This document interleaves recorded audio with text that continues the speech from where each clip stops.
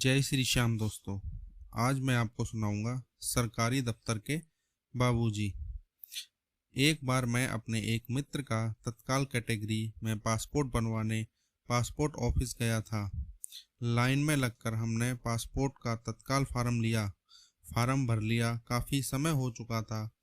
अब हमें पासपोर्ट की फीस जमा करनी थी, लेकिन जैसे ही हमारा नंबर आया, बाबू ने खिड़की बंद कर दी और कहा कि समय ख़त्म हो चुका है, अब कल आइएगा।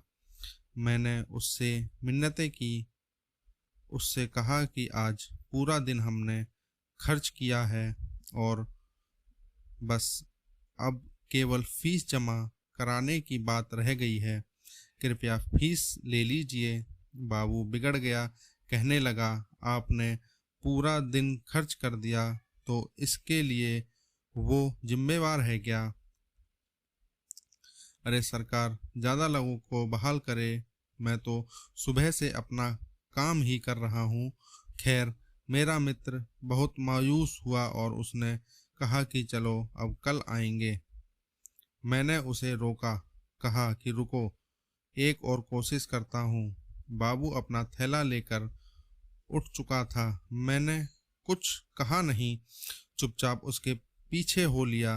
वो एक कैंटीन में गया। वहाँ उसने अपने थैले से लंच बॉक्स निकाला और धीरे धीरे अकेला खाने लगा। मैं उसके सामने की बेंच पर जाकर बैठ गया। मैंने कहा कि तुम्हारे पास तो बहुत काम है, रोज बहुत से नए नए लोगों से मिलते होगे। वो कहने लगा कि हाँ, मैं तो एक से एक बड़े अधिकारियों से मिलता हूँ। कई आईएएस, आईपीएस, विधायक रोज यहाँ आते हैं। मेरी कुर्सी के सामने बड़े बड़े लोग इंतजार करते हैं। फिर मैंने उससे पूछा कि एक रोटी तुम्हारी प्लेट से मैं भी खा लूं। उसने कहा हाँ। मैंने एक रोटी उसकी प्लेट से उठा ली और सब्जी के साथ खाने लगा। मैंने उसके खाने की तारीफ की और कहा कि तुम्हारी पत्नी बहुत ही स्वादिष्ट खाना पकाती है।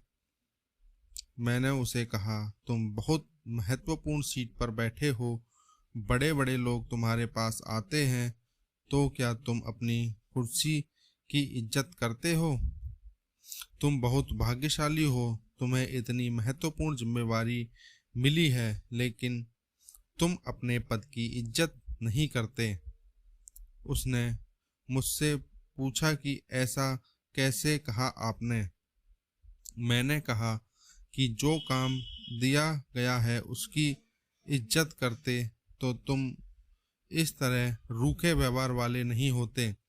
देखो, तुम्हारा कोई दोस्त भी नहीं है। तुम दफ्तर की कैंटीन में अकेले खाना खाते हो, अपनी कुर्सी पर भी मायूस होकर बैठे रहते हो। लोगों का होता हुआ काम पूरा करने की जगह अटकाने की कोशिश करते हो। बाहर गांव से आकर सुबह से परेशान हो रहे लोगों के अनुरोध करने पर कहते हो, सरकार से कहो कि ज़्यादा लोगों को बहाल करे। अरे, ज़्यादा लोगों के बहाल होने से तो तुम्हारी अहमियत घट जाएगी। हो सकता है तुमसे ये काम ले ही लिया जाए। भगवान ने तुम्हें मौका दिया है रिश्ते बनाने के लिए, लेकिन अपना दुर्भाग्य देखो, तुम इसका लाभ उठाने की जगह रिश्ते बिगाड़ रहे हो। मेरा क्या है, कल आ जाऊंगा या परसों आ जाऊंगा, पर तुम्हारे पास तो मौका था किसी को अपना एहसानमंद बनाने का, तुम उससे चूक गए। मैंने कहा कि पैसे तो बहुत कमा लोगे, लेकिन रिश्ते नहीं कमाए तो सब बेकार है। क्या करोगे पैसों का? अपना व्यवहार ठीक नहीं रखोगे तो तुम्हारे घर वाले भी तुमसे दुखी रहेंगे। यार दोस्त तो पहले से ही नहीं है। मेरी बात सुनकर वो रुआंसा हो गया। उसने कहा कि आपने बात सही कही है साहब, मैं अकेला हूँ, पत्नी झगड़ा कर मायके चली गई है, बच्चे भी मुझे पसंद नहीं करते। हाँ, माँ है, वो भी कुछ ज़्यादा बात नहीं करती। सुबह 4-5 रोटी बनाकर देती है और मैं तन्हा खाना खाता हूँ। रात में घर जाने का भी मन नहीं करता।